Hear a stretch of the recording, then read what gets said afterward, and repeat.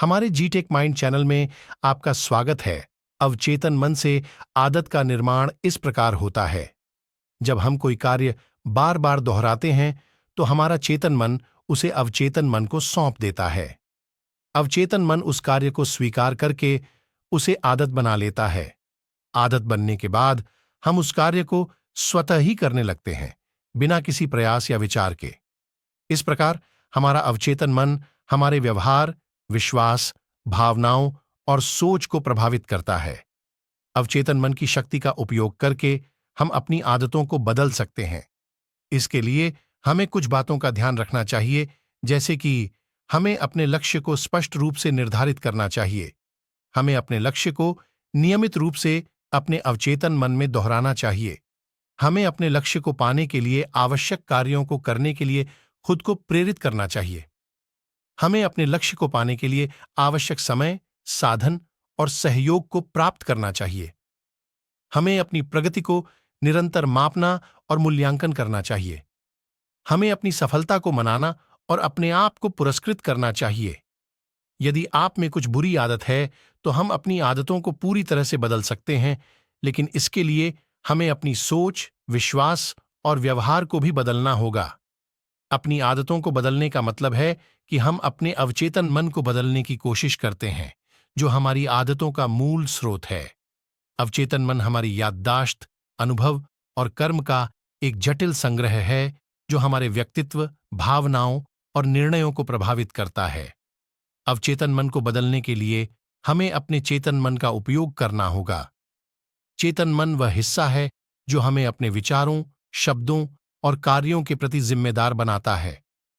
चेतन मन के द्वारा हम अपने अवचेतन मन को सकारात्मक, शक्तिशाली और उद्देश्यपूर्ण विचारों से भर सकते हैं। इसके लिए हमें कुछ बातों का पालन करना चाहिए, जैसे कि हमें अपने लक्ष्यों, सपनों और इच्छाओं को लिखें और उन्हें रोजाना पढ़ें। इससे आपके अवचेतन मन में उनकी छाप बनेगी। हमें अपने आप को आत्मविश्वास, स्वीकृति और प्रेम से भरें। अपने आप को तारीफ करें, अपनी कमियों को स्वीकार करें और अपने गुणों को पहचानें। इससे आपका अवचेतन मन आपके पक्ष में काम करेगा।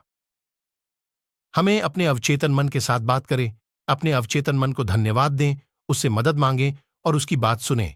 इससे आपका अवचेतन मन आपके साथ सहयोग करेगा। हमें अपने अवचेतन मन को पुनः प्रोग्राम करें।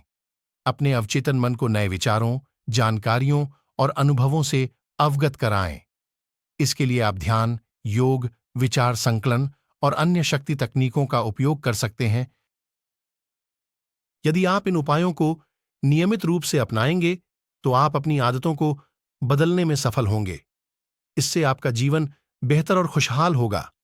बुरी आदतों को अच्छी आदतों में बदलने के लिए आत्म जागरूकता, आत्म अनुशासन और दूसरों के समर्थन के संयोजन की आवश्यकता होती है। इन रणनीतियों का पालन करके आप बुरी आदतों से सफलतापूर्वक मुक्त हो सकते हैं और स्वस्थ नई आदतें स्थापित कर सकते हैं। बुरी आदतों को अच्छी आदतों में बदलने की कुछ रणनीतियां कुछ इस प्रकार हैं, जैसे कि अपने ट्रिगर्स को पहचानें। उन ट्रिगर्स की पहचान करना है जो बुरी आदत की ओर ले जाते हैं। यह दिन का एक विशिष्ट समय, एक भावनात्मक स्थिति या एक विशेष स्थिति हो सकती है। अपनी आदत को बदलें। अपनी बुरी आदत को पूरी तरह से खत्म करने की कोशिश करने के बजाय उसे एक अच्छी आदत से बदलें।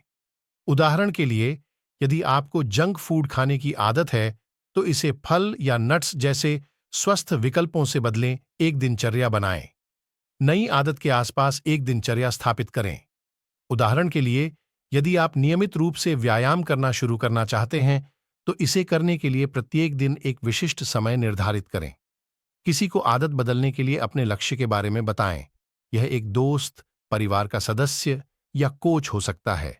किसी के पास आपको जवाबदेह ठहराने से आपको ट्रैक पर बने रहने में मदद मिल सकती है। खुद को पुरस्कृत करें। अपनी प्रगति का जश्न मनाने के लिए अपने लिए एक इनाम प्रणाली स्थापित करें। यह कसरत के बाद, कैंडी के टुकड़े या उत्पादक दिन के बाद आराम से स्नान करने जितना आसान हो सकता है। और माइंडफुलनेस का अभ्यास करें।